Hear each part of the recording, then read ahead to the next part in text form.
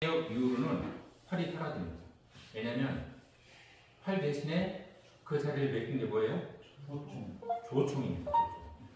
이 화약이 가지고 있는 그 위력이 화살보다 더 강했기 때문에 활 대신에 조총을 쓰게 됩니다. 근데 초기의 조총은 그 사거리가 별로 안 돼요.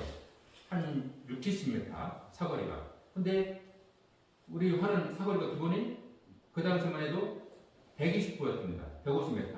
그러니까 임진왜란 초기에도 여전히 우리는 뭐를 쏘았느냐면 활을 쏘아서 적들을 물리쳤습니다. 그리고 대성공을 했고, 근데 이제 갑오개혁 이후로는 활이 가지고 있는 성능보다 총이 가지고 있는 성능이 얼등히 더 좋아지게 돼요.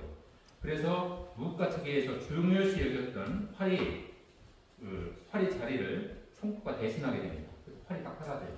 그러면서 전국에 있는 활터들이 다 무너집니다. 지금 남아있는 활터들이 이제 많지 않잖아요. 다 사라지면서 역시 마찬가지로 편사들도 굉장히 많이 이제 시들해지는 그런 시기가 옵니다. 잘 아시는 조선의 공들입니다. 조선의 공들은 1929년 고종의 형제의 명에 의해서 이제 만들어진 책인데요. 이게 지금 보면은 1594년에서 1920년이면 거의 330년 후의 책입니다.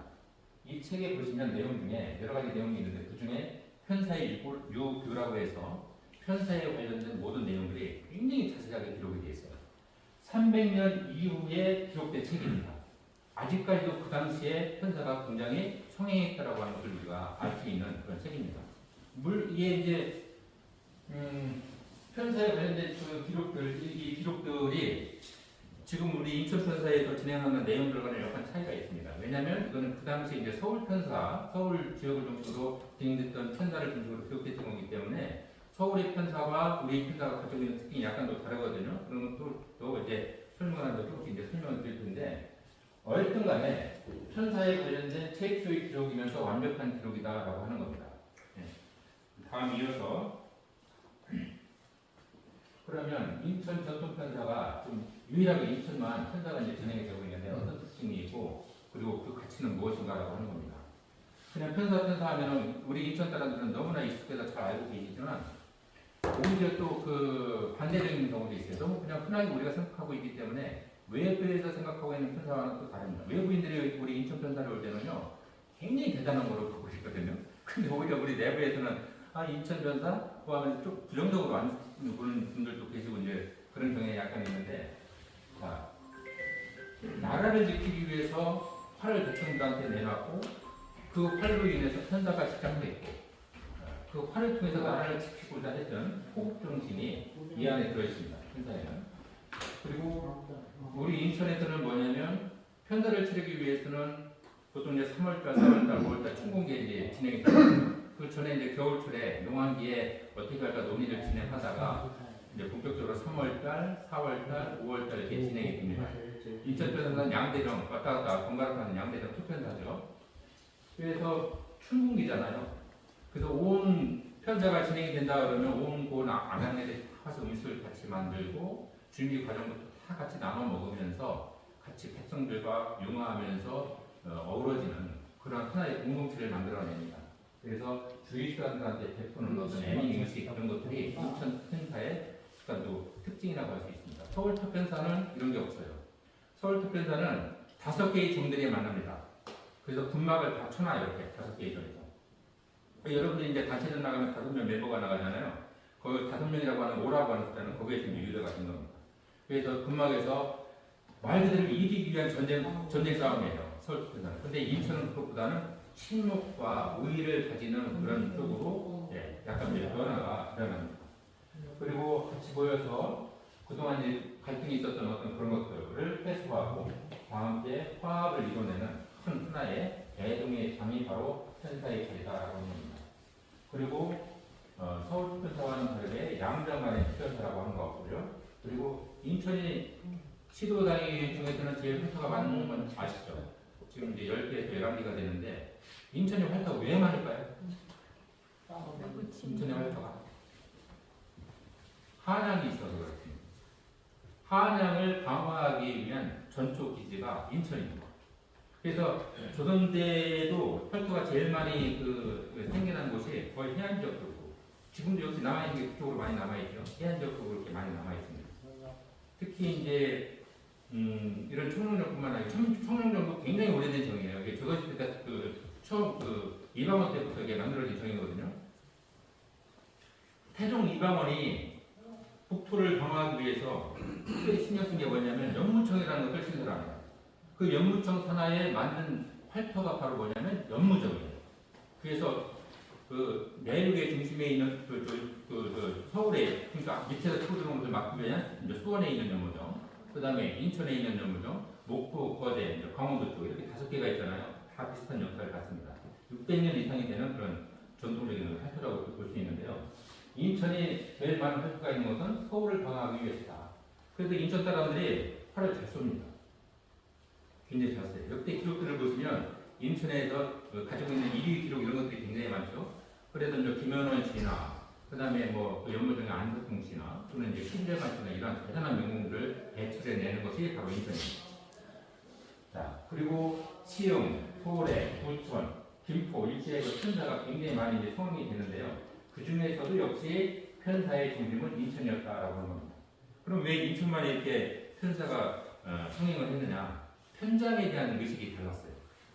그 당시에는 편장님들이 재력이 굉장히 좋았고, 한 번 치르기 위해서는 이번 우리 행사를 치는데도 총 비용이 한 4,200만 원 들어가는 이 행사거든요. 그거에 부금가는 그런 비용들을 지불할 수 있는 능력이 있었어야 됩니다. 그러면서 많은 사람들을 또 먹여야겠고, 심지어는 재우기까지 했습니다. 이런 능력이 계신 분만 편장을 할 수 있었거든요. 그래서 그런 분들이 편장을 한번 쭉 이끌고 나면 안 따를 수가 없어요. 굉장히 존경의 대상이 됩니다. 심지어는 그 부인까지 편장택이라고 해서 굉장히 존중해주고 우대해주는 그런 분위기가 인천만 있었다. 그래서 가끔가다 택시를 타고 이렇게 왔다 갔다 하는 택시 운전기사분들 중에서 나이 연세 지급하신 분들은 그런 분들 계세요. 우리 아버님이 편장을 하셨던 분이다. 굉장히 자부심을 갖고 계세요. 심지어는 2번까지 했다. 이렇게. 그래서 인천에서는 그 편장에 대한 어떤 존경심과 사회적인 위치, 위상, 그리고 그 가치가 다른 지역보다 훨씬 달랐다라고 하는 거예요. 그래서 편사가 계속 인천만이 계속 남아있는 이유 중에 하나가 되고 있습니다. 자, 그 다음번에는 인천 전통편사가 이루어지기 위해서는 꼭 핵심적으로 필요한 것이 있습니다. 첫 번째, 많은 재력과 동망과 그다음 존경을 받고 있는 편장님이 계셔야 돼요. 편사를 이끌 수 있는 편장님이 꼭 조건이 있어야 됩니다. 그 다음에 이 편장님을 축하해드리고 같이 편사를 즐겨줄 수 있는 편사원이 있어야 됩니다. 그 다음에 악공과 기공, 이렇게 이게 4개가 군대에서 있어야만 편사가 되거든요. 그런데 이걸 가지고 있는 데가 인천밖에 없어요. 다른 데는 없습니다. 편사음악이 이제 뭔지도 모릅니다. 다 사라졌어요. 남도 편사에서 있는 그 호중이라고 하는 호청이라고 하는 것이 얼마 전에 이제 간신히 살려낸 게 있긴 있는데, 지금은 경기도 민요로 하고 있는 회창 이거밖에 없습니다. 살아있는 거.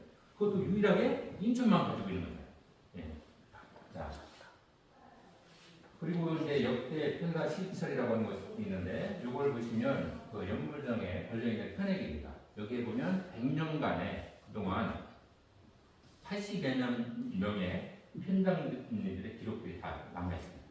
그리고 시찰이라고 해서 연물정 오시면 이렇게 보실 텐데, 벽에다 걸어놓은 게 있죠. 벽에다 걸어놓은 전시, 큰 거. 그게 이제 시지철인데, 거기에 67장의 시지가 다 처리되어 있어서 걸려 있습니다. 이게 이제 50년이 넘은 게 자료잖아요. 보통 50년이 넘으면 국가 등록문화재로의 가치가 충분히 있습니다. 그래서 그거를 빨리 더 훼손되기 전에 우리가 국가의 기록문화로 등재시키려고 좀 연물정에서는 좀 고민하고 있습니다. 자, 이 준비 과정에 대해서 말씀을 드리겠습니다. 지금 이제 발기 과정, 자, 편장을 정하고 편사의 대상을 찾는 과정. 이 과정에서 인품이 좋아야 되겠죠. 그리고 이제 주위 사람들한테 경망, 그리고 편사를 이끌 수 있는 어떤 재력, 그리고 이것이 상대의 방이랑 비슷해야 됩니다. 그래야 이게 편장으로서 서로 하자 말자 이런 얘기가 나오는 거거든요. 이 과정을 처음에 이제 발기 과정이라고 하고, 보통 겨울 12월부터 농사가 끝나고 나서 1, 2월 사이에 이게 진행이 됩니다. 근데 인천 애들은 대부분 알아요. 자, 이번에 편장을 나설 건데, 저쪽에서 같이 하자. 이렇게 거의 통해요. 그래서 우리가 첫 번째, 편사를 적으로 하자라고 하는 이제 선통문을 보내게 됩니다. 선통문을. 그래서 이제 선통문 우리가 사통사통 왔다 갔다 했죠. 예, 종띠가 갑니다. 그리고 종띠랑 같이 교장, 그 다음에 뭐 보사분들이나 또는 보사도나 이렇게 임원분들이 한 4, 5명 정도 대동을 해서 사통문을 가지고 이렇게 갑니다. 그러면 종띠가 가서 절을 공시를 높이 들고 놓으면서 절을 큰절을 하고, 자, 이 사통문을 옆에 있는 교장님이 받아서 앞에 있는 그 편장님한테 전해드립니다. 그러면은 쭉 훑어보시면서 뭐 대충 내용을 보면은 뭐 미리 이제 사전에 왔다 갔다 하면서 이게 말된 것이 있기 때문에 다 통합니다. 근데 만약에 좀 띠를 좀 더 늘리는 건 어때? 25띠? 좀 죽은 것 같은데 우리 한 40띠 했으면 좋겠어. 우리 띠라는 용어를 사용하잖아요. 예. 띠는 한 명을 띠라고 합니다. 이번에 행사는 25띠로 진행이 될 거예요. 그럼 편장님이 한번 먼저 빠지고 한 팀에 이제 24명씩 가죠. 24명씩이면 한 팀에 3명씩 해서 한 대를 이룹니다. 그래서 한 대가 뜰 때 1대 6명, 2대 6명 이렇게 해서 순서대로 진행이 될 텐데요. 띠라고 합니다. 띠. 그래서 마지막에 있는 명단을 우리는 뭐라고 하냐? 종띠라고 합니다. 그럼 제일 첫 번째는 서울에서는 숫띠라고 합니다. 우리는 그냥 편장이라고 하지만 서울에서는 숫띠라는 표현을 써요. 그래서 우리는 이렇게 해서 종띠가 같이 사통문을 들고 간다고 하는 것. 종띠는 각 사점에서 편장님이 제일 아끼고 이뻐하는 사람. 종띠 한번 손 들어보세요. 네, 저기 계십니다. 그리고 활을 제일 잘 쏘는 사람. 저기 계십니다. 이 분들이 이제 종띠를 만듭니다. 그 다음에 이제 답변이죠. 상대방한테 그 답변을 줘야 될 거 아니에요. 역시 의관을 준비하고 있고, 마찬가지로 사통과 같은 절차로 높이 들었다 놓으면서 공손히 큰절을 합니다. 요분이시죠? 충동력이 누구시죠? 지난번에 그때. 손용원 씨요. 네? 이번에는 손용원 대표님. 손용원 대표님이죠? 자, 이렇게 해서 여기 이제 인사를 하는 이런 이제 사진입니다. 요 위에 보시면은 여기 이제 사통문이 되겠습니다. 뭐 은계시야 춘추가 되면 쭉 해가지고 내용에서 마지막에는 여불비례하나이다 이렇게 마치거든요. 여불비례라고 하는 것은 뭐냐면 내가 할 말만 하고 얘를 다 갖추지 못해서 죄송합니다 이렇게 마무리하고 내용들을 적습니다. 메시로하고 날짜 적고 마지막에 편장 누고 소말 누고 이렇게 적어서 소통문을 적어가지고 양쪽에 이제 보내고 합니다. 술은 이제 공손히 사용하는 것이 예법입니다. 가면 이제 술 한잔 먹으라고 하면 손님 대접하는 겁니다. 그런데 술을 이제 사용하는 것이 이제 예법이고, 활을 쏘라고 하는데 활도 썩든 이하로 쏘는 것이 이제 예법입니다. 왜냐하면 전력을 노출하지 않기 위해서 하는 겁니다. 그래서 이제 대공인 행사가 펼쳐졌는데 인천에서는 대공인 행사가 바로 직전날 보통 이렇게 진행이 되죠. 근데 요즘은 이제 편의를 가지고 위해서 일주일 전에 하는 경우도 있습니다. 이 인천 편사에서 우리가 쓰는 용어 중에 어원이 정확하게 아는 어원이 몇 개가 있어요. 몇 개가 있는데 그 중에 하나가 이제 대공이라는 거예요. 대공이. 우리는 좌부침성이라는 말도 쓰죠. 근데 대공이라는 행사도 어원이 정확하다는 말인데 대사승이라든가 대사위 다 같은 표현입니다. 이 행사를 통해서 편사에 처음 참여하시는 분들 그리고 그 편사를 참여하시더라도 또 주의해야 될 것들 이런 것들에 대한 전반적인 교육이 바로 대공인 행사 때 진행이 됩니다. 오늘은 사실 뭐 대공인 행사는 아니지만 뭐 대공인 행사 다 하기로 하셨죠. 또 그래서 그 전날 아마 대공인 행사를 하시면 몸으로 직접 붙여서 경험하신 거기 때문에 구체적으로 더 공부가 될 거라고 생각을 합니다.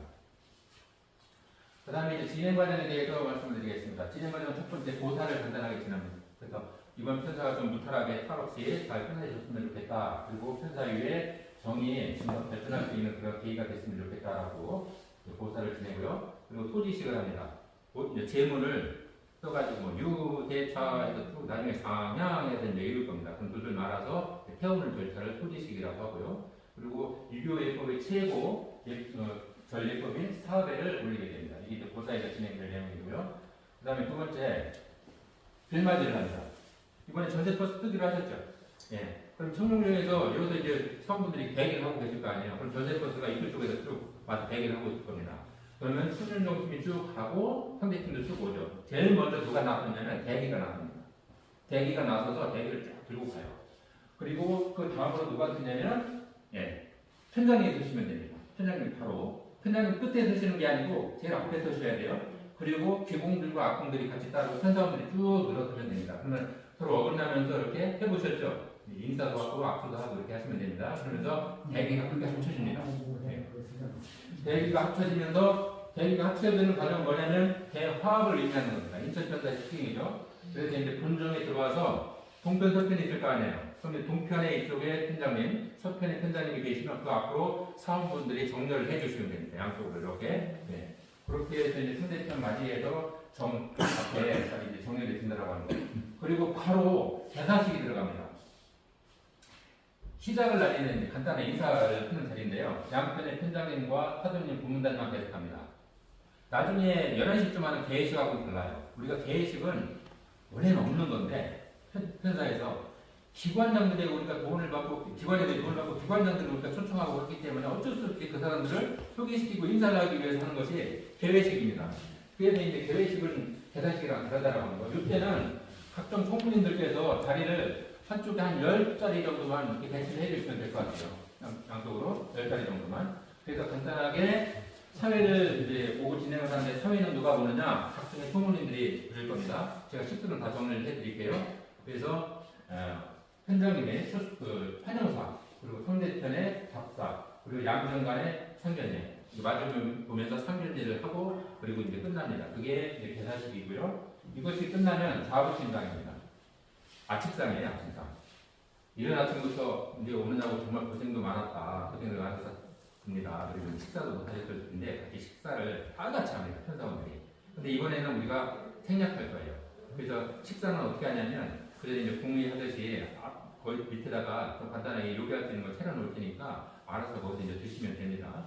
이거 왜 그러냐면 비용 문제 때문에 그렇습니다. 비용이 너무 많이 들어서 이 비용을 좌우침상 비용을 우리가 전체 서울들이 먹을 수 있는 음식거리로 이제 다시 준비를 하기 위해서 이렇게 했으니까 그런 되고 아침 식사를 할 때부터 계속 전주가 또 나오고 그다음에 옆에서는 연불장단도 하고 계속 그렇게 합니다. 그러면 이제 팀장님들은 약들도 한 잔씩 이렇게 하시면서 요 이제 좌우침상들이 있다는 거. 그 다음으로 이어지는 게 종띠 체계입니다. 종띠 되시는 분들은 잘 기억을 하고 계셔야 돼요. 종띠만 있으면 되는 게 아니고 옆에 교장이 있어야 됩니다. 교장 내지는 사범. 그러면 종띠가 인사할 때는 항상 똑같아요. 궁시를 높이 들었다가 놓으면서 이때 뭐라고 멘트를 하냐면 체계를 올립니다. 큰 소리로 한번 해보세요. 체계를 올립니다. 그렇죠. 네, 그렇게 하시면 됩니다. 그러면 이게 체계를 올린다라고 하는 건 뭐냐면 우리가 싸울 준비가 되어 있다. 출전 태세가 다 준비되었습니다. 라고 하는 겁니다. 그러면 교장님은 옆에서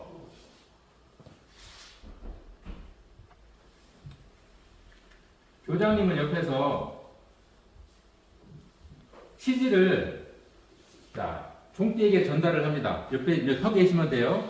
서 계셔서 시지를 종띠에게 전달하면 종띠가 시지를 그 시지는 어떻게 되어 있겠어요? 돌돌 말려 있겠죠. 그러면 그거를 쭉 펴서 앞에 있는 편장님들한테 이렇게 드립니다. 그러면 편장님들이 그걸 받으셔가지고 쭉 펼쳐 보시면서 명단을 확인을 하시면 됩니다. 그래서 이제 명단에 뭐 잘못된 사항은 없는지, 뭐 누락된 명단은 없는지 이런 것들을 보시고, 이제 분정의 명예를 높여달라고 하면서 봉투를 내놓습니다. 이번 편사부터 저희들은 봉투를 최소화하기로 했어요. 그래서 편장님이 이제 공식적으로 봉투를 쓰는 거는 이 종띠 체계, 그리고 사통다통 했을 때 한 번씩 있었죠? 이게 이제 두 번째 봉투가 나가는 과정입니다. 그 다음에 아까 이제 좌부침상이 있다고 했잖아요. 그 좌부침상 아침상을 먹고 나서 바로 물리고 이거를 바로 물리고 종띠 체계가 진행이 되고 그 다음에 이어서 기공춘절이 이렇게 진행이 됩니다. 자, 여기 이제 종띠 체계하는 그런 장면이죠. 그 다음에 기공춘절.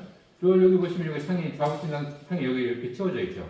그래서 이런 것들을 이제 보조해주기 위한 사람들이 있어야 되기 때문에 사원분들 중에서 다 가서 자기들 뭐 식사하고 먹을 거 막 근데 다 빠져 계시면 안 됩니다. 옆에 한두 명이 상도 들어줘야 되고 이렇게 챙겨주실 분들이 필요하거든요. 그러니까 사원분들 중에서도 이렇게 계셔달라고 하는 거. 그리고 이제 기공들이 큰 절을 하고 그러면 역시 마찬가지로 하루 종일 고생인데 좀 수고 좀 해달라 하면서 이제 격려금을 전달하게 됩니다. 그 전에는 이 기공분들이 고하기가 귀했잖아요.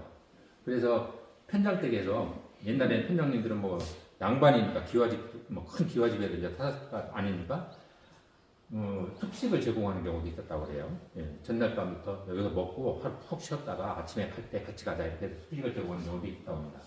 자, 이 과정이 이제 끝나면 본격적으로 이제 활을 쏘게 됩니다. 자, 아까 대기가 합쳐진 것이 어디에 가 있냐면 여기에 가 있어요. 나머지는 이제 반을 다 가렸잖아요. 여기에서 딱 쏘아집니다. 합쳐진 대기가. 그러면 앞에서 이제 주최정에서의 그 회창하시는 분이 큰 소리로 그렇게 하죠. 이제 마이크를 잡고 하셔도 됩니다. 무거 대기 가르시오. 그러면 예, 대기 드신 분들이 딱 그걸 가릅니다. 그러면 같이 속이나 연전들도 양편으로 쫙 나뉘어요. 이렇게 쫙 나뉩니다. 요거는 이제 누가 하실 거냐면 권항원 적장님이 아주 잘하시기 때문에 그쪽에 이제 무겁던 전체적인 지휘를 권항원 적장님이 하실 겁니다. 자, 그 다음 과정은요. 네, 초순 얘기입니다. 속순을 쏘는데 초순은 주체정이 쏩니다. 두 번째 재수는 상대편이 쏩니다. 상대정이. 그리고 세 번째 종수는 또 주체정이 쏩니다. 이 순서를 기억하고 계셔야 돼요. 계속 주체정이 먼저 쏘는 게 아닙니다. 그래서 초순을 내는데 초순 나갈 때 여기서 보면 그전에는 뭐냐면 우리 대회 다니면서 익숙해진 멘트를 씁니다. 잘 나갑니다. 고전, 관역, 잘 나갑니다. 이런 멘트를 쓰는데 이렇게 하시면 안 됩니다. 뭐라고 해야 되냐면 아까 주체적인 회창분 계시잖아요. 회창분이 정순 나간다. 무겁 대기가를 쓰였죠. 근데 그분이 마찬가지로 정순 나간다! 이렇게 큰 소리를 길게 뽑으세요. 그러면 이제 시작을 알리는 거예요. 그러면 저 무겁에서 대기 소기분들이 대기는 높이 이렇게 들고 예, 막 흔듭니다. 시작, 우리도 이제 준비됐다 이런 의미죠. 그리고 소기도 역시 이렇게 흔들면서 막 춤추고 이렇게 합니다. 그렇게 되면 이제 상대편도 알아듣고 준비가 다 됐다라고 하는 뜻이고, 자, 첫 번째 인천만이 가지고 있는 특징. 누가 제일 먼저 활을 쏴요? 종띠가 쏘죠. 예, 종띠가 쏩니다. 왜 종띠가 쏠까요? 기선을 제압하기 위해. 아까 활을 제일 잘 쏘는 사람이라고 했잖아요. 네, 풍세를 파악하고 내가 보니까 바람이 약간 이렇게 쏠리는 것 같다. 이런 것들도 자기 편사원한테 은밀하게 좀 얘기 좀 해주고, 그리고 상대방의 기선을 제압하기 위해서 종띠가. 근데 종띠가 불리면 어떻게 해요? 네? 할 수 없죠. 네, 할 수 없습니다. 그래서 이제 종띠가 이제 그런 역할이라고 하는 거. 그리고 이제 만약에 맞췄다. 그러면 이 기공분들이 이제 회창을 씁니다. 인천 회창 들어보셨죠? 막힙니다. 지금 우리가 이제 기공이라고 하는데 옛날에는 기생이라는 표현을 썼잖아요. 근데 가급적이면 기생이라고 하는 표현이 우리가 조금 불편한 그런 어감이 있기 때문에 앞으로는 기생이라는 표현을 좀 참고해 주시고 기공이라든가 또는 국악인 이런 표현을 해 주셨으면 좋겠습니다. 이번에 참가하는 우리 기공들이나 악공들의 역량이 대단해요. 국내에서도 거의 각 분야에서 1인자거든요. 이 친구들이 어릴 때부터 이 편사를, 인천 편사를 같이 했기 때문에 이 사람들을 대체할 수 있는 능력이 없어요. 사람들이. 이 사람들이 편사의 수준을 굉장히 높게 올려줍니다. 음악의 수준을. 네, 한번 들어보시면 아세요. 그리고 목소리가 지금 연령대가 30, 40대 정도 돼서 목소리가 제일 좋을 때이기 때문에 그 소리를 들으면 굉장히 머리도 맑아지고 상쾌해집니다. 소리를 낼 때 뿜어내는 이 단전에서 올라오는 기운, 예, 국악인들의 그 기운이 여러분들이 활 쏠 때 쓰는 기운과 동일합니다. 단전에서 뽑아 올리는 그 기운과 어울려서 이 몸 안에서 어떤 공명 현상을 만들어내요. 그래서 편사를 제대로 즐기시면 집에 가셔도 피곤하지가 않고 그 여운과 흥이 계속 살아있습니다. 맨날 매실이 갑니다.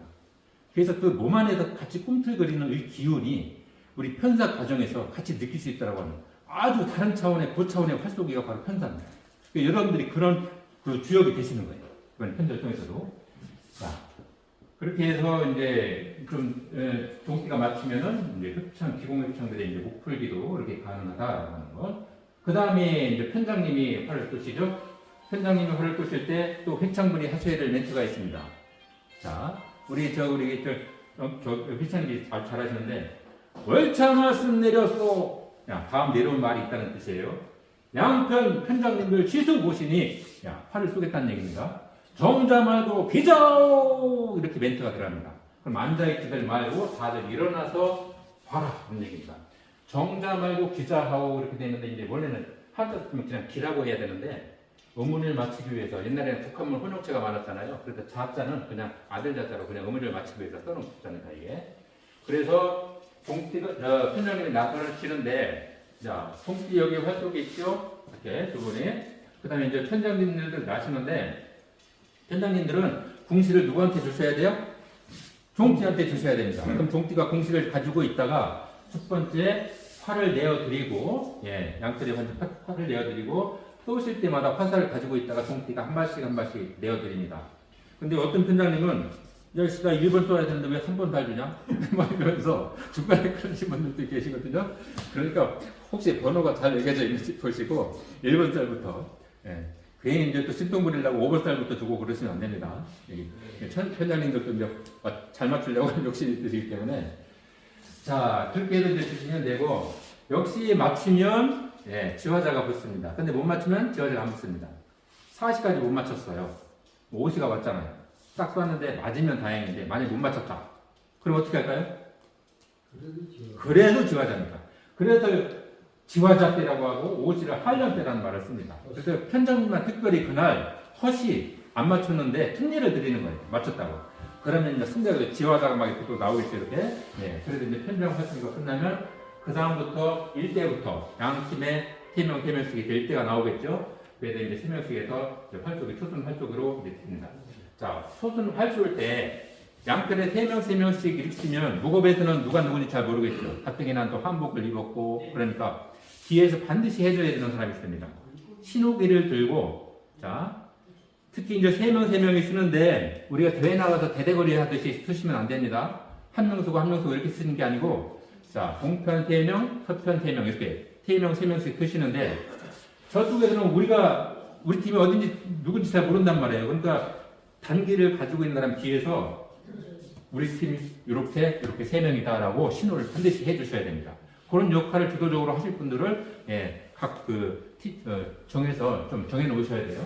그렇게 해서 목업에 알려주면 이제 전체적으로 진행이 됩니다. 그러다가 한 10시 반쯤 되면 대회를 멈추고 개회식을 진행할 예정입니다. 개회식은 각 기관장들의 인사 그리고 우리 팀장님들의 인사글들은 제가 다 정리를 해왔으니까 이따 드리겠습니다. 2부씩 작성을 해왔으니까 한 부가 훼손돼도 나중에 2부를 쓰시면 됩니다. 자 그렇게 해서 이제 진행이 되고요. 그 다음에 재순이 들어갑니다. 초순 때는 마당놀이가 없어요.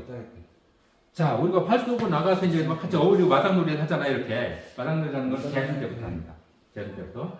그리고 이제 국악인들이랑 어울려서 같이 춤을 추는데 봉투를 준다 안 준다? 이번에는 없앴다고 그랬죠. 봉투 걱정은 안 하셔도 됩니다.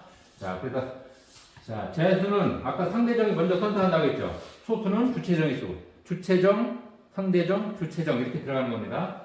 그리고 이제 재순 쏠 때는 이렇게 편장님부터 활을 내시는 거죠. 편장님은 항상 혼자만 나왔고 양쪽으로 그때마다 종띠가 와서 계속 이렇게 보좌를 해드립니다. 그리고 이제 마당놀이를 싱겁게 하는데 참고 타령을 할 거예요. 그리고 이때 또 뭐냐면 자, 요 장면을 잘 보셔요. 뭘 들고 있죠? 활을 들고 있죠. 마당놀이를 나가는데 활을 들고 나갈 수가 없잖아요. 그래서 뒤에서 한 사람이 먼저 쭉 기다리고 있다가 나가려고 하면은 쭉 가면서 활을 다 받아 들어서 이렇게 챙겨줍니다. 그리고 나서 자기 활과 화살이 놓인 곳에다가 이걸 갖다 놓을 거예요. 그래서 이번에도 편사를 치를 때 동시를 놓는 자리도 양편으로 나눠 놓을 겁니다. 동편과 서편. 이게 섞여버리면 나중에 활을 갖다 놨는데 내 활을 어디다 갖다 놨는지 알 수가 없어요. 그래서 동편과 서편에다가 알아서 이렇게 갖다 놓으실 거니까. 자, 여기 보이시죠? 뒤에서 이렇게 멀리서 우리 팀이다라고 이렇게 보여주는 겁니다. 자, 마당놀이를 하시죠. 아주 명장면입니다, 이게. 지난번 2019년도에 기해년 편사에서 우리 국편장님께서 엎혀서 이렇게 춤을 추시는. 자, 춤을 출 때 정말 재밌게 추셔야 돼요. 근데 춤을 출 때 어떻게 하냐면 하기 싫은 거 그냥 억지로 그냥 나가서 꾸려가세요. 이게 이렇게 되면 굉장히 볼품이 다 나왔습니다. 볼품 다 나와요. 자, 제가 춤추는 걸 알려드릴게요. 제가 어디 가서 춤추는 거를 동작을 하는 그랬었는데 춤추는 동작을 한번 보여드리겠습니다. 자, 대부분에 가면 어떻게 하냐면 팔만 이러고 있어요. 심지어는 이런 사람도 있어요. 이러시면 안 됩니다. 어디 가면 다들 이러고 있잖아요. 이러시면 안 되고 어깨를 갖다 덩실덩실 춤을 추는데 어깨만 움직이면 이게 몸이 자세가 안 나와요. 그러니까 뭐냐면 다리를 같이 움직이는 거예요. 네, 다리를 갖다가 접으면서 이렇게 올라가는 거예요. 이렇게. 자, 모양들 하죠? 자, 춤추는 동작을 제가 직접 보여드렸습니다. 이게. 자, 이건 재밌게 놀아주셔야 돼요. 예. 사무장님, 네. 그거 말이요. 네. 시대가 변천했으니까 네. 디스코로 해. 안 됩니다. 안 됩니다. 우리는 이 편사를 가지고 인천시에서 문화재로 인정을 받으려고 하는 거거든요. 나중에 심사 과정에 전문가들이 와서 쭉 봅니다. 보면서 뭐냐 저거 저거냐 한 가지 두 가지 지적하기 시작하면요 끝이 없어요. 그래서 이때 보시면 대부분의 이제 어르신들은 괜찮았어요. 어르신들은 정말 흥겹게 잘 추시거든요. 근데 젊은 사람들은 이렇게 춤을 춰본 적이 없잖아요. 예, 제가 보여드렸습니다. 어떻게 하라고요? 예, 발을 접으면서 이렇게. 자, 그 다음에 3분 들어가겠죠? 그럼 역시 주체정이 선사를 하고 재심 낼 때와 동의를 합니다. 자, 그런데 문제는 뭐냐면 재심 낼 때 보통 부채정이 이쪽에 1, 2, 3번으로 쓰고 그 다음에 4, 5, 6번에 상대정이 쓰는데 재심 낼 때만 반대로 쓰시기 바랍니다. 상대정이 1, 2, 3번 쓰고 그리고 4, 5, 6번에 먼저 번호를 드리라고 하는 거예요. 재심 낼 때만. 그러면 이제 보통은 초순과 종순은 어떻게 하죠? 보통 3, 4, 5번에서 썼으니까 이렇게 할 때 하는데 재심 낼 때는 바뀌었잖아요. 그러니까 뒤에서 신호기가 또 특별히 이렇게 찍어줘야 되겠죠. 우리 편사원들은 여기에 계시다 하고 이렇게 신호를 반드시 해주셔야 됩니다. 예. 이렇게 하시면 되고 전체적으로 좀 이해가 되시죠? 네. 그 다음에 이제 이어서 회의식과 성적 발표가 있습니다. 그러면 이제 다 같이 우리가 앞에서 계산식 했던 것처럼 똑같은 과정으로 양편에 부모님들, 편장들 또 저기 앉아 계시면 되고요. 양팀의 승패, 요 회의식의 과정을 또 각종의 총무님들께서 해 주시겠습니다. 그럼 제가 하는 역할은 뭐냐? 개회식 때만 제가 합니다. 개회식 때. 그리고 제가 중간중간 돌아다니면서 계속 여러분들이 좀 불편한 거라든가 뭐 이런 거 있으면 계속 제가 서포트를 해드릴 거예요. 계속 그렇게 해드릴 거니까. 그리고 양팀의 승패를 발표를 하고, 나중에 이제 도합시라고 그러죠? 마지막에 도합시. 전체적인 도합시를 몇 대 몇으로 발표를 하고, 청룡정 승리했습니다! 이렇게 발표를 합니다. 그러면, 이제 상대정에서, 먼저 이제 편장님들 인사를 하고, 상대정에서 편장이 나오셔가지고, 인사를 하는 과정에, 다음번 우리가 초청하는 행사는 몇 월 며칠, 인천 남수정이니, 그리 알고들 많이 협조를 해주시기 바랍니다. 라고 발표를 합니다. 그리고 마지막으로 만세 상창을 하시는데, 만세라고 하는 것은 만년 동안 살라는 게 만세잖아요. 그냥 만세할 수가 없어요. 뭐 대한독립 만세라든가 이기동 만세라든가 뭐 이런 게 있어야 되는데, 자, 그래서 우리 그냥 만세하면 너무 밋밋하니까 저기 이광호 고모님 어디 계세요? 이광호 고모님 잘하시는데, 자, 이렇게 하겠습니다. 인천 편사 만세! 그럼 옆에서 고모님들 또 다 같이 만세. 다시 한번 만세! 이러면 또 따라서 만세. 이렇게 만세 3점 들어가는 걸 할게요. 그전에는 아무 멘트 없이 했거든요. 그러니까 처음에 만세할 때 너무 이상해요. 네. 청룡정 만세 그랬지 기왕 만세는 그랬어요? 청룡정 만세 그렇게 했어요? 만세는 그렇게 하셔도 돼요. 예. 그렇게 하셨으면 그렇게 하셔도 돼요. 청룡정 만세로 하셔도 되고, 인천 편사 만세 이렇게 하셔도 되고, 그렇게 하겠습니다. 그래서 이렇게 되면 이제 마무리가 되고, 마지막에 이제 필배상이라고 하는 겁니다. 또 먹고 즐기는 거예요. 이 필배라고 하는 것은 뭐냐면 마지막 잔이라는 얘기입니다. 한자로면 종배라는 말도 쓰는데, 이것도 이제 양반 문화에서 이제 비롯된 거거든요. 옛날에 양반들이 쭉 이렇게 둘러 앉습니다. 그러면 술 한 잔씩을 돌려요. 우리 돌리는 문화가 있잖아요. 술잔 돌리는 문화. 다 여기에서 비롯된 겁니다. 그래서 마지막 잔을 받는 잔이 필배라고 하는 거예요. 종배. 그래서 우리도 이제 마지막 식사라고 해서 필배상이라는 말이 거기서 이제 유래가 됐다고 보시면 되고요. 덕담을 나누면서 오늘도 고생들 많으셨습니다. 그러면 옆에서 역시 기공분들이 이렇게 술도 따라 드리고 소리도 이렇게 하는 분들이 계십니다. 소리는 처음부터 끝까지 계속 하루 종일 소리가 나와요. 그 이분들이 이제 소리를 듣다 보면 뭐 기막힌 가락들이 많거든요. 뭐 유수한가라든가 이런 거 듣다 보면 나중에 맨날 며칠 귀에서 맴돌아요. 아까 그러셨죠? 활을 쏠 때 관역만 바라보고 관역만 맞출 생각을 하지 말고 음악을 즐기시라고. 그러면 편사를 진정으로 즐기시는 겁니다. 그래야 편사라고 하는 문화의 진정한 주인공이 되시는 거예요. 예. 자, 대형도 역시 아침 나갈 때 같이 이렇게 대형을 합니다. 대형을 하고 다 자정에서 다시 들어옵니다. 자정에 들어와서 뭘 하냐면 그날 이제 시상을 하겠죠. 그래서 획지불림을 하는데, 자, 획지는 누구한테 주겠어요? 장원한테 줍니다. 예. 장원한테 이제 하사를 하고, 자, 상금을 내리는데, 이 상금은 보존회에서 다 준비가 되어 있습니다. 장원 10만원, 도장원이라고 그러죠. 도장원 10만원, 그 다음에 부장원 7만원, 그 다음에 3장원 5만원 이렇게, 예, 시 보조금 내에서 이렇게 지원이 될 겁니다. 자, 그리고 역시 상장이 나가는데 상장도 족자로 이렇게 만들 겁니다. 족자로 만들어서, 우리 민선이 조문을 받아보셨죠? 족자. 예. 예. 그래, 족자로 해서 상장 나가고, 이렇게. 자, 그 다음에 이제 장원한 사람은 이제 우리가 장난을 쳐야 될 거 아니에요? 놀려야 될 거 아니에요? 그래서 이제 장원 다루기라고 이렇게 하는데, 자, 장원 다루기 하는 장면, 요 사진 보이시나요? 자, 양편에서 장원하신 분의 양팔을 잡습니다. 그리고 요 뒤에 계신 분은 또 뭘 하고 있을까요? 뭘 잡고 있어요? 한쪽 다리를 잡습니다.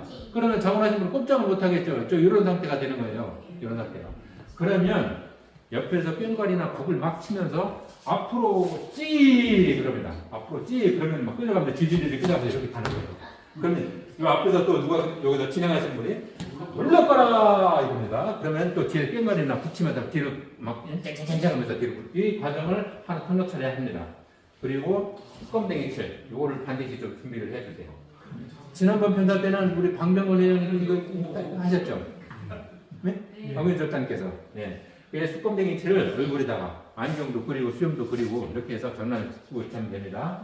그리고 마지막으로 이제 다 같이 편하게 이제 뒤풀이 하는 그런 과정으로 진행 과정이 전체적으로 끝납니다. 네. 그럼 진행 과정에 대해서는 이제 말씀을 드렸고요. 자, 다섯 번째. 우리 인천만이 가지고 있는 대단한 문화라고 있잖아요. 편장이라고 하는 사람은 정말 대단한 역할을 하는 사람입니다. 온 고을 사람들을 하나로 결속시키고 거대한 하나의 공동체를 만들어주는 사람이 바로 편장입니다. 그러니까 존경을 하지 않을 수가 없어요. 그러니까 편사라고 하는 것은 그냥 뭐냐면 관역 맞추기가 아닙니다. 같이 어우러지면서 대동의 한마당을 만들어내고 크나큰 결속의 한마당을 만들어내는 장이 바로 편사라고 하는 거예요. 우리가 대회 나가면 그런 문화를 볼 수가 없죠. 대회에서는 오로지 시수 경쟁입니다. 기록 경기, 기록만 봐요. 거기서 우리가 어떤 문화를 누릴 수가 없어요. 그래서 전문가들이 볼 때 인천 편사는 대단한 것이다라고 보는 겁니다. 자, 서울에 무슨 편사가 있죠? 문화재로 등록된 게? 장안 편사가 있습니다. 2000년도에 장안 편사를 만드는 과정에 장안 편사는 뭐냐면 끊어진 거예요. 인천 편사는 한 번도 끊어지지가 않았어요. 중간에 쉬는 텀은 있을지언정 편사가 끊어진 적이 없습니다. 우리가 문화를 볼 때, 문화재를 볼 때 계승되는 거하고 다시 복원하는 거하고는 완전 천지 차이입니다. 복원은 뭐냐면 아무리 원형과 비슷하게 만들어놨다 하더라도 이건 새로운 창작품이에요. 장안 편사는 계승되는 그런 문화재가 아닙니다. 새로운 창작품이에요. 근데 더 기막힌 거는 뭐냐면 장안 편사를 복원하는 과정에 이거를 참고할 데가 없잖아요. 누구를 찾아와요? 인천 편사를 찾아왔습니다. 그래서 지난번 추석 때도 장안 편사를 하는 거 보니까 그 내용 중에 용어부터 해가지고 절차 이런 것이 인천 편사를 그대로 답습하고 있어요. 그건 인천 편사, 장안 편사가 아니죠. 인천 편사입니다. 예. 인천 편사가 거기 가서 장안 편사라고 등급을 하고 장안 편사 문화재로 등록이 돼 있잖아요. 기맥힌 건 뭐냐면 진짜 원형인 인천 편사가 이렇게 살아서 꿈틀대고 있는데 인천시에 있는 문화재 담당자들은 뭐 하는 놈들인지 모르겠어요. 어디 가서 100년도 아니고 400년 유지됐다고 하면 그냥 나 깜빡 죽는 거거든요. 400년 동안 이어지는 행사가 바로 인천에 있는데 문화를 담당하고 있는 분은 아무 생각이 없어요. 아무 생각이 없어요. 그리고 이걸 베껴서 만든 장안편사는 버젓이 문화재부터 뭐 하고 있는데 인천편사는 그냥 방치하고 있잖아요. 우리가 이제 지난번에도 인천편사 한번 우리가 검토해 볼 테니까 보고서를 올려라 그래서 저번에 올렸는데 또 올리라고 해서 또 올렸어요. 불행인지 뭔지 코로나 때문에 3년에 또 지연됐죠. 심지어는 우리 보존회에 고문단으로 계시는 분 중에 문화재 심사위원으로 우리가 한 명을 거기다가 인천 그 문화재 팀에 박아놨습니다. 근데 이분이 결정적인 역할을 해주셔야 되는데 코로나 3년 때문에 다 물거품이 돼버렸어요. 자, 우리는 인천에 계신 분들, 한량들은, 활도시는 분들은 피가 흐릅니다. 인천만이 가지고 있는 어떤 편사의 이런 깊은 뿌리, 흐름, 피 이런 것들을 우리들은 다 가지고 계신 분들이에요. 그래서 편사가 보존의 것이 단지 보존의 것이 아니라 바로 우리 것이고 우리만이 가지고 있는 아주 독특하고 고유한 대단한 문화라고 하는 그런 자부심과 자긍심을 가지셨으면 좋겠고 편사에 참가하시면서도 내가 주인공이다라고 하는 그런 생각을 가지셨으면 좋겠습니다. 자, 우리가 편사를 문화재로 등록시키기 위해서 지난번에 대대적인 우리가 조직 개편에 들어갔습니다. 그 전에 이제 이름뿐만 있었던 그런 비활동적인 이사진들을 다 활동성 있고 아주 전문성을 갖춘 그런 이사진으로 대대적으로 조직 개편을 했고요. 그리고 비전통적 요소를 벗어내고 원형에 가깝게 우리가 보완 작업을 계속 해 들어가려고 합니다. 전문가들이 심사 과정 와서 딱 볼 때 딱 보면 다 거슬리는 것들이 있어요. 이거는 아니잖아. 야 이게 뭐 이건 아닌데? 자 그런 것들 요소들이 있습니다 이 안에. 그래서 우리가 그런 것들을 걷어내고 가장 원형에 가깝게 조금씩 계속 수정해 나가고 보완 작업을 해 나갈 겁니다. 그리고 사무국 하에 8개의 부서로 우리가 나눠서 기획부, 재정부, 홍보부, 학술부, 소품부, 국악부, 악기부, 예술부 8개의 부서로 해서 각 부서마다 부장들을 전문 인력들을 배치를 했습니다. 그래서 행사가 있을 때 조직적으로 그분들이 각기 분야에서 아주 유기적으로 이제 움직임을 가지실 거고요. 그리고 이제 회원 확보를 할 겁니다. 지금 현재 보존회의 회원은 35분이 계십니다. 인천 10개정에서 골고루 참여를 해 주시고 계시고요. 고문단이 있고 또 자문위원단이 있습니다. 자문위원단은 잘 알고 계시는 북궁신문의 이건욱 대표님이나 그리고 김기훈 교수님, 그다음에 김상열 회장님, 그다음에 정진영 회장님 이런 분들이 자문위원단으로 우리가 계시다는 거. 그리고 우리가 이제 이후에 우리 이제 편사에 관련돼서 나도 이제 직접 좀 참여하고 싶거나 관심이 있으신 분들은 전화 아니면 회장님 통해서 같이 좀 하고 싶습니다 이렇게 말씀을 해주시면 됩니다. 그리고 이제 자료 발굴, 체계적 보관 이제까지는 이 발굴이 없었어요. 다 없어졌습니다 자료가. 그리고 보관이 안 됐어요. 그래서 우리가 만든 게 뭐냐면 카페입니다. 인천 전통편사 카페를 치고 들어가시면 그 안에 수십 년 된 그런 자료부터 해서 심지어는 동영상까지 자료들을 우리가 확보되는 대로 이 안에 체계적으로 칼럼을 만들어서 보관을 하고 있고 또 계속 활용을 하고 있습니다. 그리고 학술 활동. 자, 기해년 보고서라는 책자가 발간이 됐습니다. 기해년 보고서를 만들기 위해서 우리가 많은 노력을 했는데요. 왜 이걸 만들었냐면 지금 편사를 기억하고 계시는 그 교사분들이 대단한 그런 기억들과 편사에 대한 어떤 이런 것들을 연세 드시고 돌아가시면 우리가 그걸 어떻게 할 수가 없잖아요. 그래서 그분들이 딱 계실 때 빨리 꺼내서 기록물을 만들자. 그리고 이제 후배들이 이걸 계속 개정을 할 텐데 편사를 뭔가 표본이 있어야 되죠. 샘플이. 그래서 그 사람들한테 이것이 바로 편사의 원형이다라고 하는 것을 우리가 보여주기 위해서 일종의 매뉴얼 역할을 하기 위해서 기해년 보고서라고 하는 책자를 만들었고 각정에 보통 한 권씩 다 가지고 계실 거예요. 거기에 보면 완벽하진 않지만 인천 편사의 처음부터 마지막까지 거의 매뉴얼적으로 표본으로 이렇게 정리가 다 잘 되어 있습니다. 그리고 이후에도 계속 이제 홍보 활동 그리고 정기 간양을 되는 활동들을 인천 우리 보존회에서 계속 이제 해 나갈 거고요. 자, 그럼 우리 한량분들은 어떻게 해 주셔야 되는가? 우리 인천에서는 특히 인천 편사에 대한 어떤 부정적인 인식들이 아직도 많이 남아 있습니다. 네.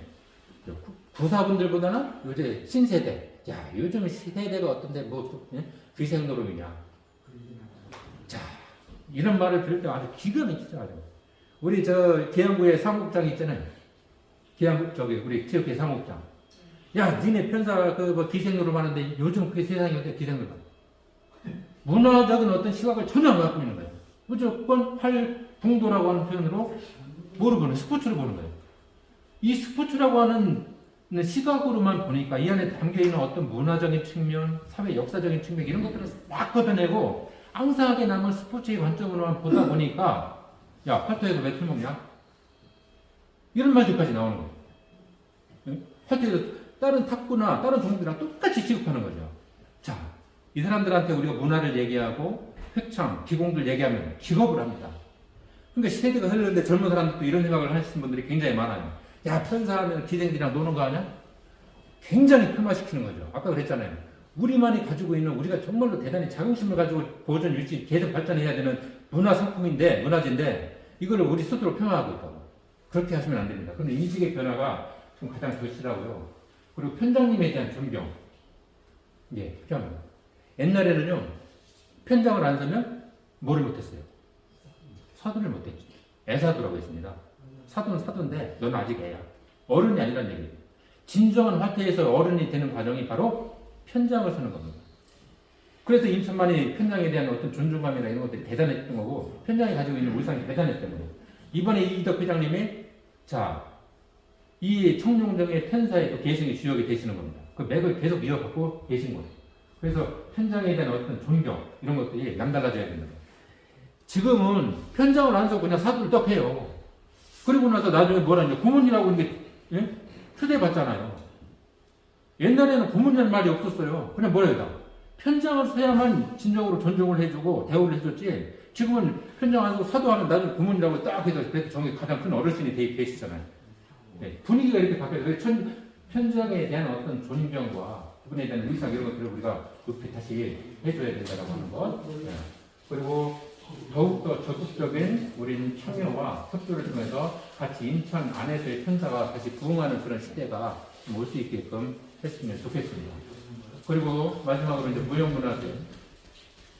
인천 전통편사가 가지고 있는 역사적인 400년이 넘는 역사성, 그리고 이 안에 들어있는 우리 공동체, 거대한 공동체로서의 문화, 그리고 학술적인 측면. 학자들도 한심하죠. 400년 동안 이어져 오는데 이거에 대한 연구 보고서가 하나도 없었다고 하는 거예요. 자, 최초에 대한 이거에 대한 책자는 어디에서 나왔어요? 인천 안에서 나왔습니다. 학술하는 사람들이, 학자들이 전혀 관심을 안 가지고 있었다는 거예요. 2000년도 7월 30일에 우리 한국 활쏘기가 무형문화재 142호가 되죠.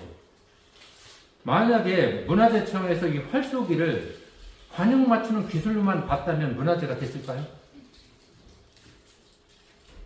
절대 될 수가 없어요. 문화재는 왜 문화재예요?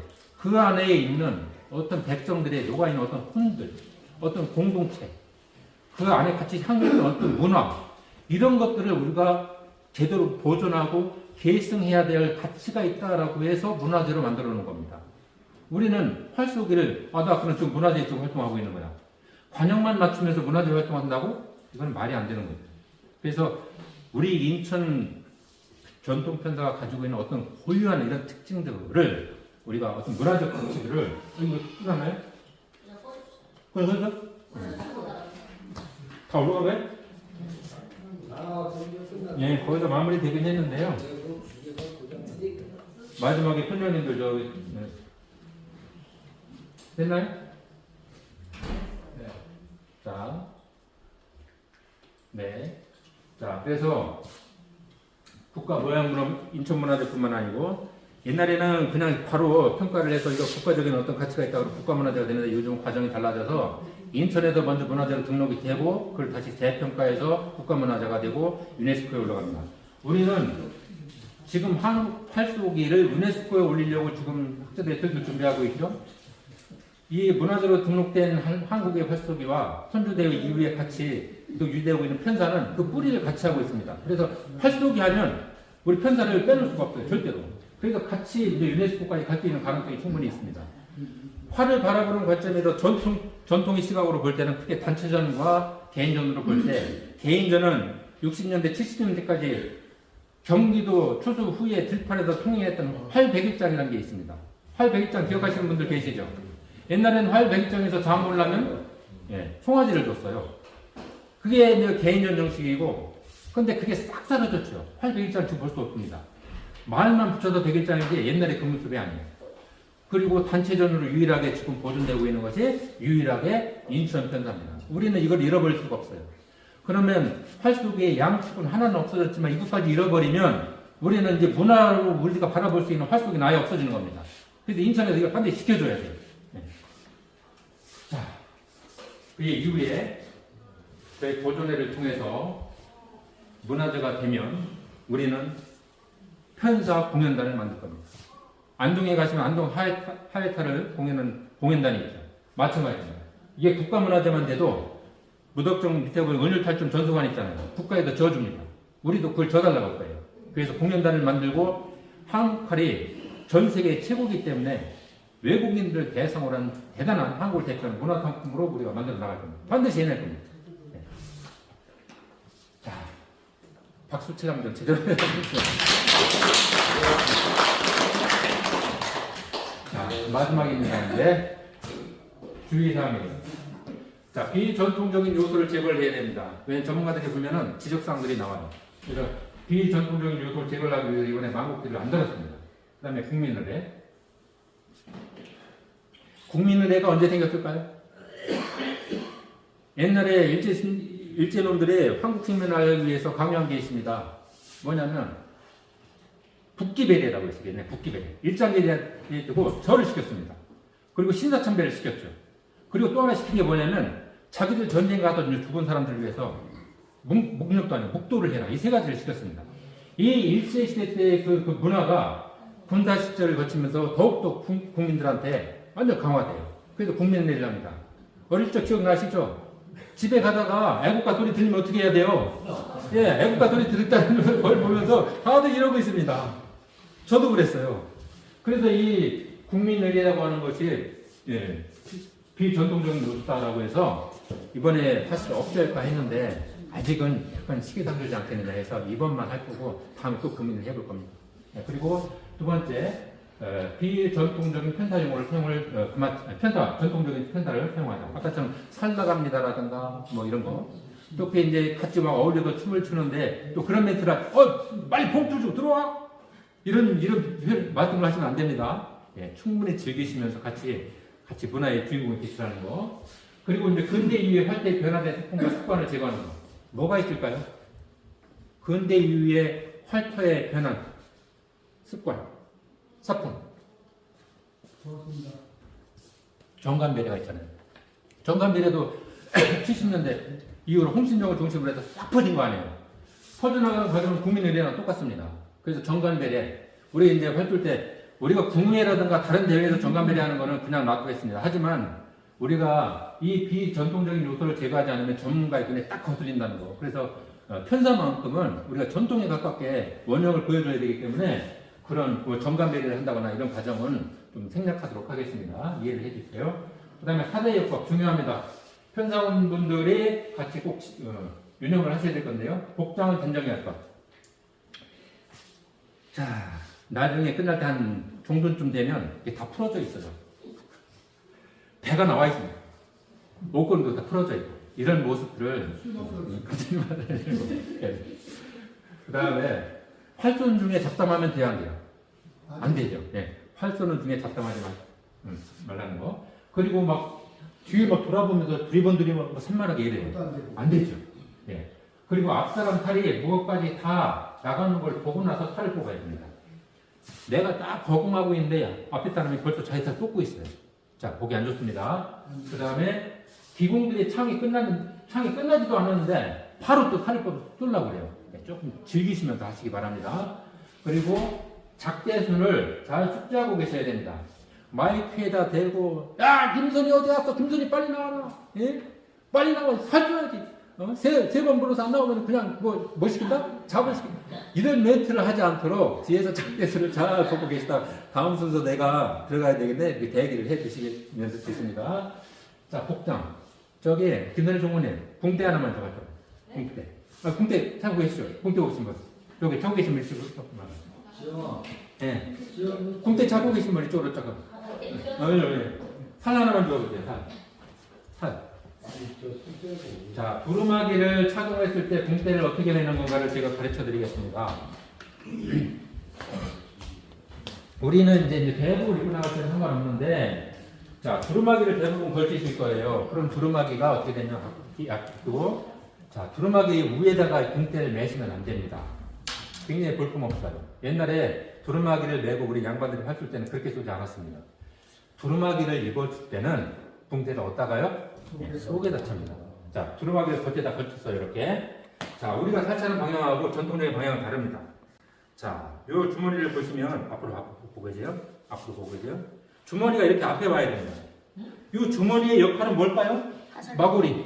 이 마구리의 역할은 뭘까요? 화살로는 그렇죠. 자, 화살을 뿌리가 너무 굵으셔가지고 요게 마구리가 있잖아요. 요 마구리에다가 이게 이제 초기에 흙이 묻기 때문에 원래는 이 주머니 안에다가 이렇게 넣는 거예요. 그러면 자, 요게 두루마기를 걸치면 빛이 옆으로 나와 있잖아요. 이렇게 찾는 겁니다. 이렇게 찾는 게 전통마기죠. 그래서 이렇게 빼는 거예요. 이렇게. 그 두루마기를 그러니까 이게 안 되니까 뭐냐면 겉에다가 이거 그대로 했던 것처럼 하는데 원래는 이게 전통입니다. 이게. 두루마기를 걸치면 요 옆에 빛이 터진 대로 이렇게 칼을 뽑는 겁니다. 이렇게 뽑는 거예요. 그 우리는 이런 방향으로 차잖아요. 그 요걸 갖다 살짝 돌려놓으면 빛이 반대 방향이 되는 거죠. 우리가 생각하고 있는 거는 반대죠. 이게 전통적인 방식입니다. 그래도 이번에 한복을 입으시면 반드시 이렇게 차시고 두루마기를 바깥으로 걸쳐서 모양새가 훨씬 예쁩니다. 그 편장 같은 경우에는 어떻게 되는 거예요? 편장님도 마찬가지죠. 다 두루마기를 걸치시니까 이렇게 하셔야 됩니다. 처음 듣는 분들 많이 계실 거예요. 그리고 자, 아까 비전통적인 요소를 제거를 해야 된다고 했고요. 가장 문화재로서의 가치로 인정받기 위해서는 뭐냐면 원형을 최대한 제대로 보여주는 거예요.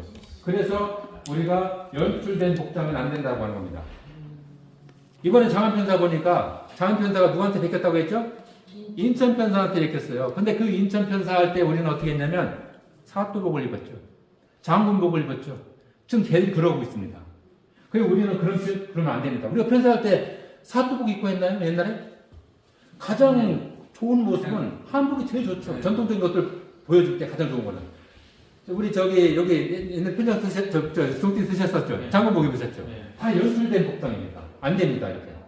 그래서 지난번에도 영무사님들이 복장이 없음에도 불구하고 우리가 뭐 화랑도복 같은 걸 안 입힌 이유가 그렇게 되면 오히려 더 연출된 것 쪽으로 가는 거기 때문에 어쩔 수 없이 그냥 안 입고 하자. 이렇게 됐던 겁니다. 앞으로는 영무사님들 우리가 이제 복장도 최대한 갖춰드리도록 좀 신경을 쓰겠습니다. 이번에는 복장이 어떻게 되나요? 복장이 남자분들 건 거의 다 우리 이따 소방부장님한테 질문을 받으시죠. 네. 그리고 자, 한복을 입으면 치렁치렁 늘어지죠. 메뚜기 팔찌를 착아야 됩니다. 뭐 고무밴드라든가 이런 것들은 보기 안 좋아요. 그래서 이번에 메뚜기 팔찌를 다 준비를 할 수가 없기 때문에 제가 편장님들 것만 2개를 준비했습니다. 그래서 제가 사용하는 메뚜기 팔찌인데 요거로 한복을 소매를 멋지게 감아서 제가 보여드리도록 하겠습니다. 메뚜기 팔찌 한 번도 봐본 적이 없으시죠? 팔찌라고 들어보셨나요? 이게 메뚜기 팔찌입니다. 거의 길이는 1m 정도가 되고요. 이렇게 해서 이제 구멍으로 이렇게 나오게 되는데 한복이 이렇게 늘어지잖아요. 그럼 한복을 이렇게 접어서 가장 두꺼운 부위에 얘를 같이 끼워가지고 이렇게 딱딱 내요. 그리고 나서 옛날 분들 기억하실 거예요. 이렇게 감습니다. 자, 이렇게 감아요. 보통 2바퀴 내지 3바퀴 정도 갑니다. 자, 이렇게 나오죠. 그럼 요 모양이 메뚜기 모양이다 해서 메뚜기 팔찌라고 합니다. 요걸 이제 여기다 끼워 넣는 겁니다. 그래서 이렇게 요거를 감아 놓으면 훨씬 더 적이 높아집니다. 보기가 훨씬 좋습니다. 나중에 필요하신 분들은 제가 견본으로 한 번씩 보여드릴 테니까. 전통에 무슨 부각되는 거예요? 네. 메뚜기 팔찌를 쓰셔야 됩니다. 전통에 그것도 무슨 좀 그럼요. 근데 이번에는 어쩔 수 없이 밴드를 드리긴 드릴 거예요. 근데 원칙은 이렇게 메뚜기 팔찌를 쓰셔야 된다는 거. 나중에 혹시 만드실 분 계시면 제가 보여드릴 테니까 참고해서 만드시면 됩니다. 자, 그리고 선글라스를 가급적 삼가주시기 바랍니다. 그 양쪽입니까? 한쪽만 합니까? 한쪽만 하세요. 네, 이쪽만. 알겠습니다. 왜냐면 어쩔 수 없이 이번에 그걸 쓸 겁니다. 이게 우리가 가장 원형의 자연스러운 분위기로 가자고 했는데 한두 분이 선글라스를 확 껴버리잖아요. 그분만 보입니다. 그분만. 그래서 가급적이면 선글라스 같은 거를 좀 최대한 삼가주십사 이렇게 한 거고요. 자, 그 다음에 마지막으로 실수. 음질을 너무 과음을 하셔가지고 실수를 하시는 분들이 계셔요. 다 잘된 분위기를 그분 한 분 때문에 다 망가뜨립니다. 그리고 너무 취하셔가지고 마당놀이 가서 끼어나요. 엉덩이도 맞죠. 절대 이러시면 안 돼요. 벽을 확 떨어뜨립니다. 자, 아셨죠? 네. 마지막입니다. 인천 인감정 계면은 인천 전통편사의 주인공이십니다. 청룡정을 청룡정의 계보를 입고 계시는 우리 이기덕 편장님, 남수정의 계보를